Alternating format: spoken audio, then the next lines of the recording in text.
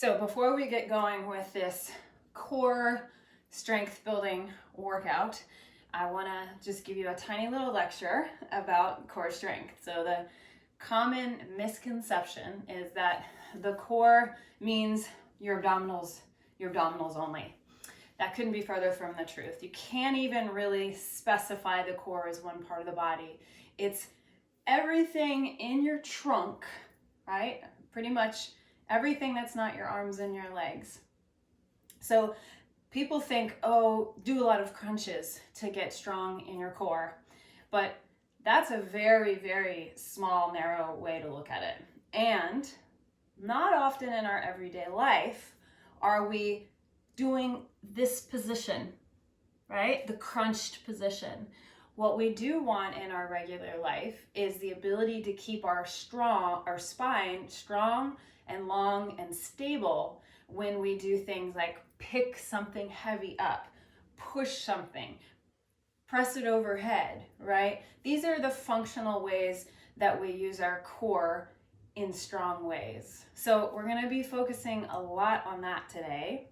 Less sit-ups and more stability. Now, your core is also your shoulders, your back, and your pelvis. So all the muscles around your hips, your glutes, right? So we'll be focusing a little bit on those too. But we'll zone in on this area all the way around. Okay? But just know that you can't separate any of these muscles. They all work together. This whole system. Okay. We're going to start actually seated.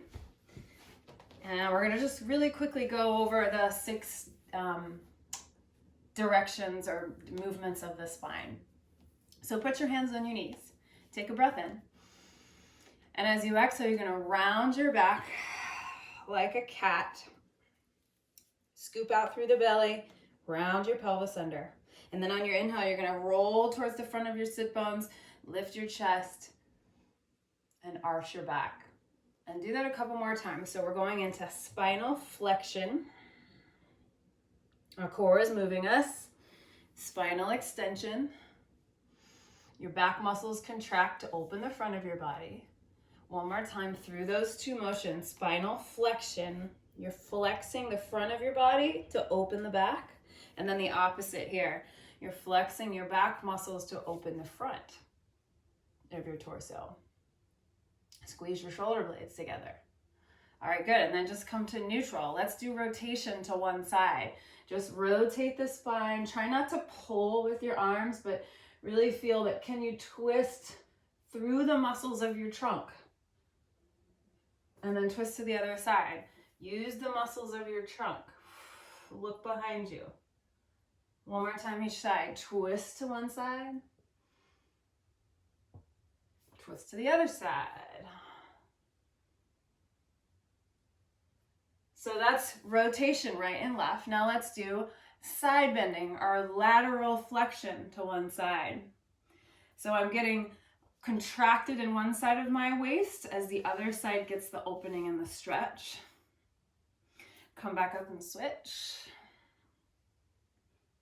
Lateral flexion, side bending. The last 2 movements of the spine. One more time.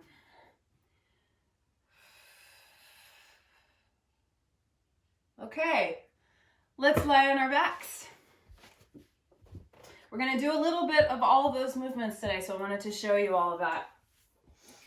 Lie on your back, bend your knees, and instead of moving the spine this time in any of those directions, we're going to see if we can keep the spine long and neutral. So this is that stability thing I was talking about earlier. So from here, making sure that your spine is long. You've got a little bit of space under your low back. That's your natural lumbar curve. So you could slide your fingertips under here, your lumbar spine. Making sure your ribs and your upper back are heavy. That's your thoracic curve. It should curve down into the mat in this position. And then seeing if you can maintain a natural neutral spine here, you're going to float one leg up to tabletop and then the other. And as soon as you lift those legs, you should feel the muscles of your core, those deep low belly muscles, in this instance, catch the weight of your legs. So you should feel that work because of this extra load you've put on the trunk of your body. Now we're just gonna tap one toe at a time to the mat. One toe at a time. So I'm hinging at my hip joint. This is what I start every single one of my clients doing when they come in with low back pain. They are learning where neutral spine is. They're learning about their stability ability, as my friend Faith Levine would say. Good. Now, notice you can put your hands on your belly. Can you have a sense of drawing down through your abdominals here? Like almost like you're corseting in, as opposed to pushing the belly out. So keep going. Let's do a few more. Checking in with your low back. Do you still have that natural curve? Do you still feel the backs of your ribs heavy, or are you popped up like this with your ribs poking out? One more time. I know I said that before. Good, and then just drop the legs for a second. Wiggle it out. We're gonna take the legs up now. So if you're tight in your hamstrings, it's totally fine to bend your knees a little bit here. Just circle your ankles a little bit. We're gonna open the legs kind of wide away from each other. And then as you bring them back together, you're gonna squeeze your inner leg. So cross one leg on top so you get that deep squeeze of the inner legs. And then you're gonna curl your pelvis towards you until you feel your low back flatten. And then release back to neutral. Open the legs. Bring the other leg on top. Squeeze the inner upper thighs and roll the pelvis toward you. So flatten the low back again. And release. Open. Twirly around. Cross, squeeze, and lift. So we can take it a little faster now. Open, close, squeeze, and lift. Open, close, squeeze, and lift. Keep going. We're going to do quite a few of these. Making sure that the movement stays in the low spine. Make sure that you move the pelvis and not just bring the legs towards you. That's a cheat. The legs move because they're attached to the pelvis. The pelvis is what's rolling. Your low back flattens. Good. Couple more each side. Squeeze, curl, open. Squeeze, curl, open. Two more. Curl, open, and squeeze, curl. And relax, feet on the floor. Just let the knees go side to side, little windshield wiper legs.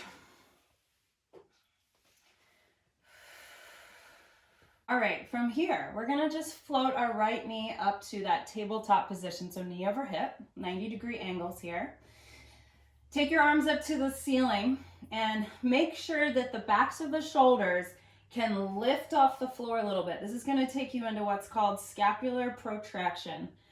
This is where you want your shoulders when you start to do a sit-up, right? This is not something that most people ever learn.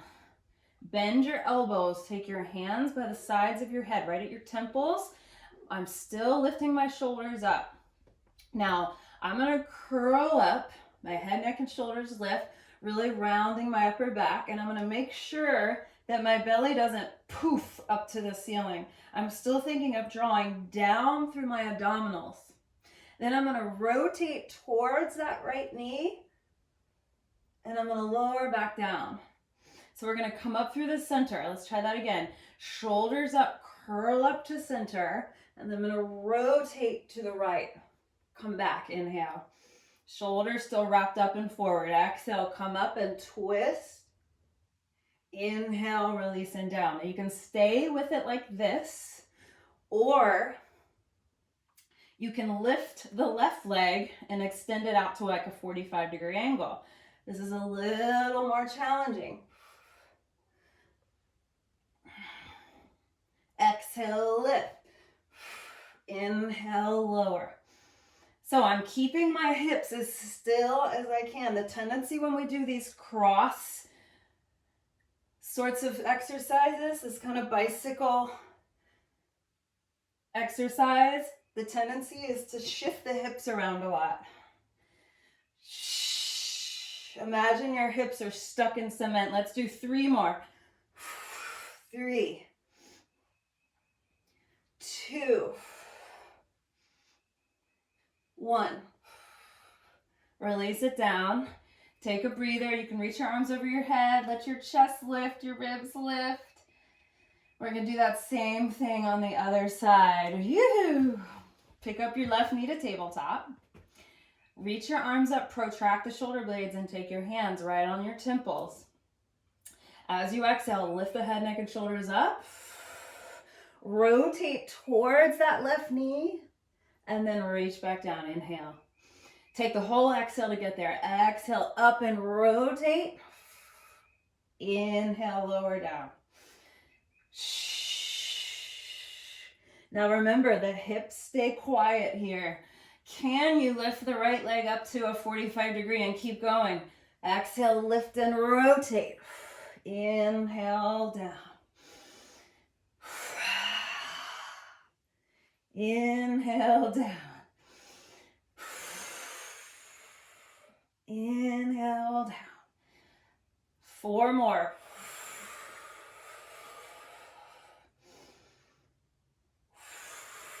Notice my left knee hasn't changed position.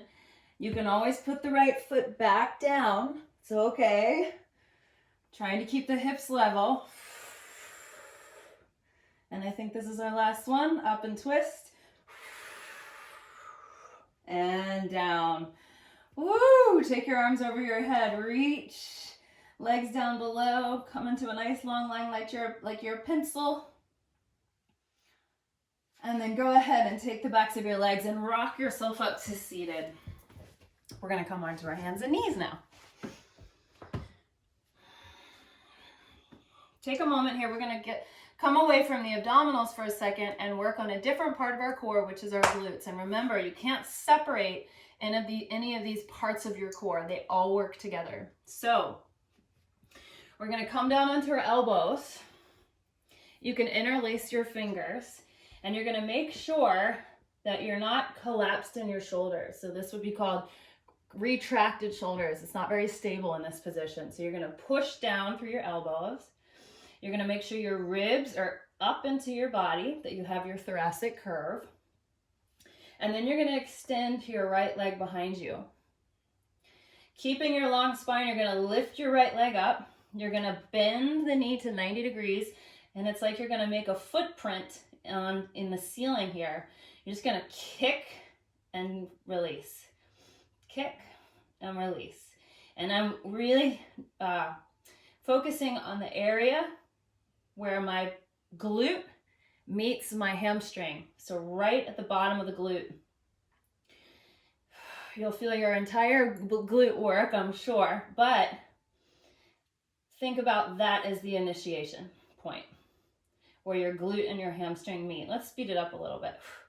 Now, the hard part about this is, can you keep your spine stable? So this is core strength, right?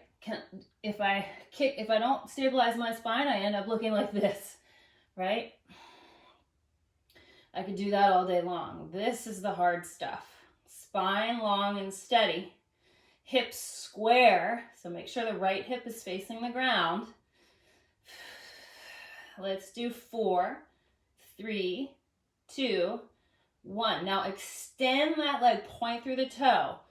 Can you reach the left arm forward? And hold your balance. Reach, reach, reach, reach, reach. Good. Come back. Let's tuck the toes under. We're going to take a little different movement right in between the two sides. So with toes tucked under, round your back like a cat. And lift your knees 1 inch off the floor.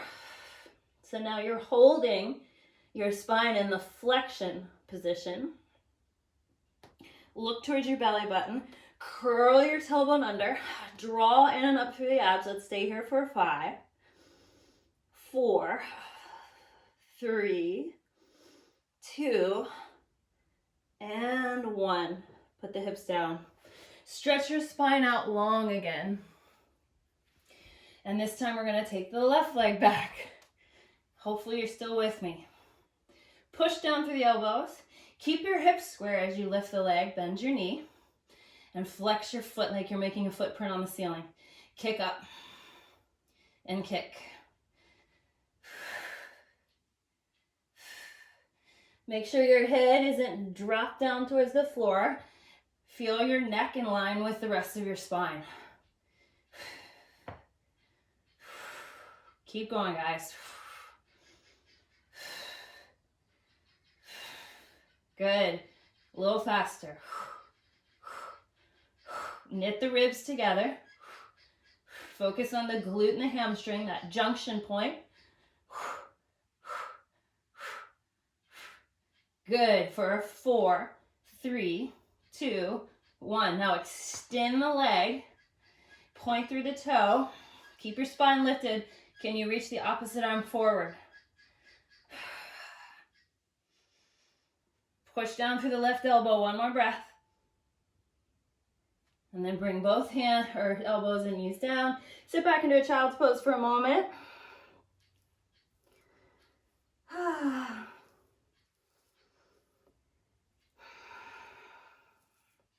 And then you're going to slide out onto your belly and come all the way down into something called Sphinx pose. You can keep the interlace of the hands, or you can separate your hands on the mat, whatever you prefer. I want you to just for a second let your belly muscles just kind of hang down to the floor and feel how that compresses your back a little bit. So ideally we don't want to move from this kind of compressed position in our back. We want to move from a little bit more support. So lower or draw up through your low abs. Push your pubic bone into the mat, almost like it's hooking forward and into the mat. Now you have less of a back bend, but that's okay. We're a little longer. We're more extended in our spine. And we've taken out the compression. Now from here, I want you to see if you can pull your ribs up into your body a little bit as you push down through your forearms. So see what I just did? I kind of rounded my upper back and look down a little bit. And I'm going to try to squeeze my elbows energetically towards each other. And then I want you to release that, pull your rib cage forward, but without compressing in the low back again. So keep the low abs lifting as you come back to your Sphinx. Let's try that again. So pull your ribs back and then up towards the ceiling. See if you can try to get that round shape in your upper back again. Keep lifting up through the low abs. Pull the elbows towards each other. This is hard work. I hope you're feeling it. For 3, 2, 1. And then release it a little bit. Not all the way, but just back into that nice healthy Sphinx pose. We're going to do one more time, but this time we're going to lift our hips up. So from here, round your back as you draw the ribs back and up. Now go ahead and lift the belly, lift the hips. So now you're in like a forearm plank on your knees. If you'd like, you can tuck your toes and straighten your legs all the way. But if you feel like you're not ready for that, or if your hips go way up like this, you probably need to stay on your knees. Keep your pelvis slightly curled under, squeeze your butt, and then maybe kind of just rock side to side. One elbow to the other. You're feeling the shoulders, I'm sure. For 3, 2, 1. Drop down. Come all the way down. Just let your hips kind of swivel a little bit. Bend one knee towards your butt or heel towards your butt, and then the other. Just do a little kind of gentle kick here. Just to keep moving through our little breather here. You can even look back towards the foot that's coming towards you. Heavy pelvis into the ground. Good. And the last thing we're going to do for this practice is plank. The mother of all core movements. All right. So come onto your hands and knees. Tuck your toes under. And lift your hips up and back, finding a downward facing dog. So remember, downward facing dog, you don't have to straighten the legs. What I do want you to try to find is a long spine. So see if you can lift your tailbone up to the ceiling. Imagine you're sticking your tail way up in the air. If you had a tail. Good. Now, come forward to the top of a push-up, plank position. All right. Sometimes we forget about how strong plank is. We tend to get kind of sloppy somewhere along the structure. So the first thing I want you to do is squeeze your butt. Then I want you to push down through your shoulders. And then I want you to see if you can hold all of that and slide your chest just a little forward. Head is in line with your spine. Make sure it's not sinking down. Take a breath. Lift your hips up and back, downward facing dog. Let's see if we can recreate that really strong plank pose. Don't forget about your legs as well. So come forward, squeeze your butt, squeeze your legs. Heart forward as you drive your hands down into the mat. Claw the mat with your fingertips. Stay here for 5, 4, 3, 2, keep pushing, don't collapse. 1, lift your hips, downward facing dog. One more for good luck. Take a breath. Come forward to plank. Now, of course, if you're getting tired and you're feeling like you're collapsing, your knees can drop down and you can find plank on your knees. But wherever you are, join me for 5 breaths. Squeeze the glutes and the legs, push down, find the shoulder blades on the back and your head in line with your spine for 5, 4, claw the mat, 3, 2, 1. Drop your knees. This time coming back to child's pose.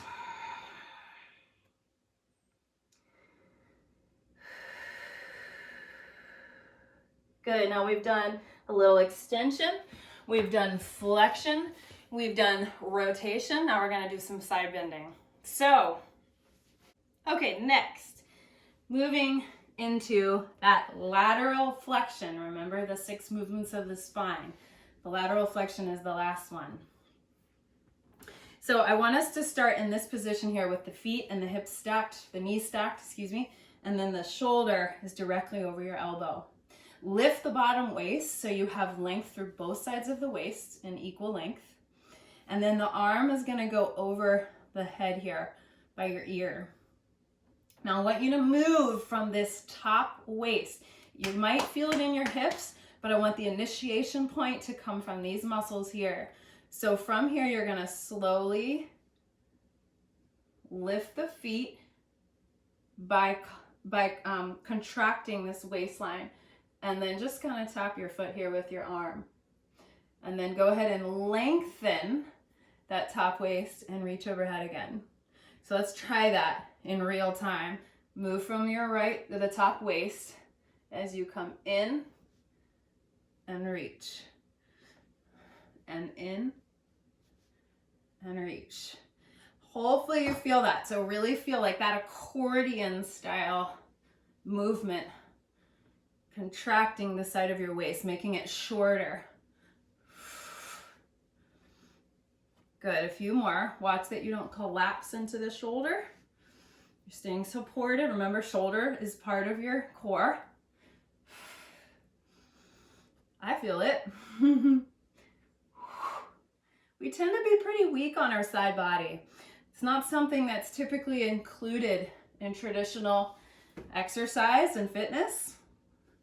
We tend to do a lot of crunches and less work through the lateral part of the body when it comes to core strength. You gotta hit it from all sides. Let's do 2 more, guys. And 1 more.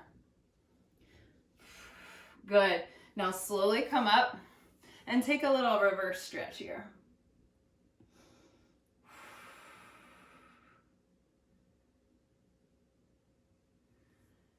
All right, good. Let's do the other side. Find your mermaid sit or merman. Down onto your elbow. Stack your hips, stack your knees. Now elongate both sides of the waist, reach up and over. Now, don't lift your feet. Don't think about it coming from the distal part of your body. Come from the center, right? From the core. We breathe in. As we exhale, we shorten the top waist and we lift our feet and chop. Inhale, lengthen the top waist. Exhale, contract the top waist. There it is. I feel it. Exhale, contract. And reach. And contract. And reach. Try to keep your feet together. Knees together. That'll help.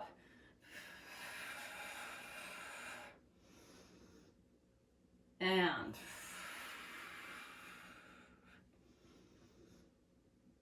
couple more.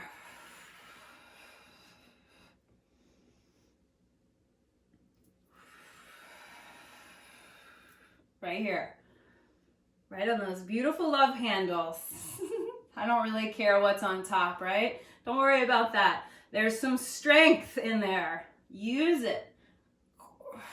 Who cares what's on top? We want to be strong in our bodies.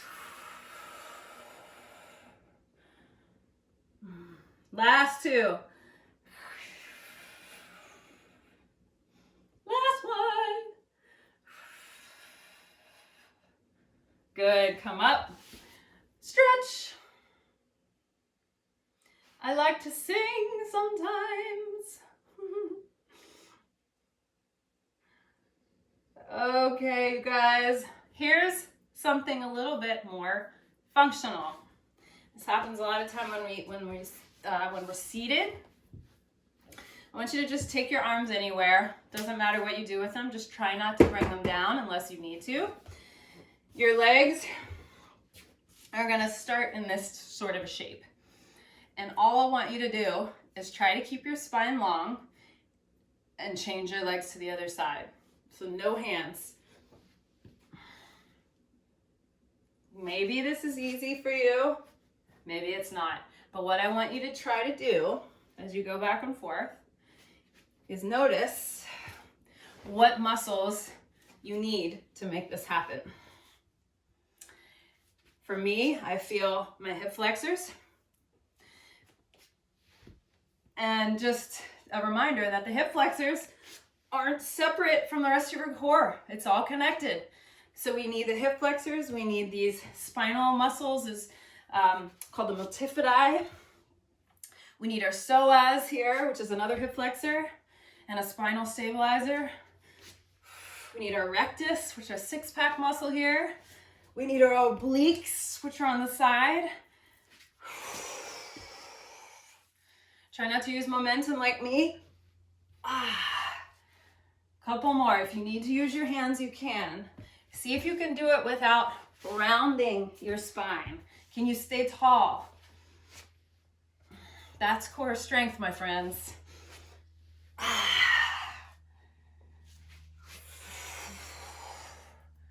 You can even put your hands here on the sides of your waist and feel what's firing up.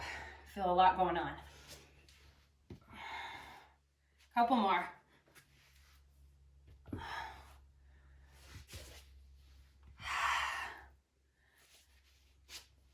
We're all in this together. I'm here with you. Bring your legs out in front of you. Give yourself a little shake. Walk your hands forward. Take a stretch for your inner legs. Take a little shimmy.